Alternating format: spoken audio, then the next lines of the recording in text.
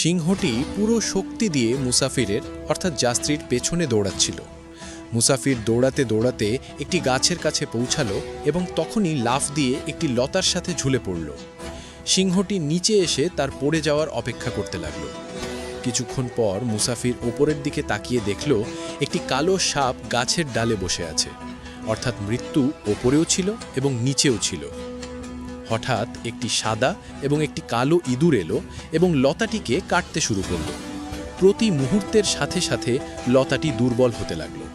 জীবনের শেষ আশা একটি নাজুক সুতোর চেয়েও বেশি দুর্বল হয়ে পড়েছিল। এমন সময় মুসাফিরের নজর একটি মৌচাকের ওপর পড়ল। চাক থেকে মধুর কয়েক ফোঁটা চুইয়ে পড়ছিল। সে তার মুখ মধুর দিকে বাড়িয়ে দিল এবং মধুর স্বাদ নিতে শুরু করল। কিছুক্ষণের জন্য সে সব কিছু ভুলে গেল।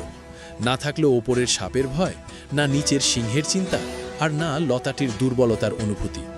সামান্য একটু মিষ্টতা তাকে পুরো বাস্তবতা থেকে গাফেল করে দিল। এই মুসাফির হলেন আপনি নিজে। সিংহটি হলো আপনার মৃত্যু, যা সব সময় আপনার পিছু করছে। এই গাছটি হলো এই পৃথিবী বা সংসার। লতাটি হলো আপনার জীবনের আয়ু বা ডোর। কালো ও সাদা ইঁদুর, এরা হলো রাত এবং দিন, যারা নিঃশব্দে আপনার আয়ু কেটে দিচ্ছে। এটি হলো দুনিয়ার ক্ষণস্থায়ী সুখ, যা আপনাকে আসল সত্য থেকে বিচ্যুত করে দেয়। আর আপনি সেটাই করেন যা থেকে আপনাকে বারণ করা হয়েছে। ইসলাম প্রেমীদের ভোট হাত পাখায় মার্কায় হোক। আল্লাহকে ভালোবাসেন?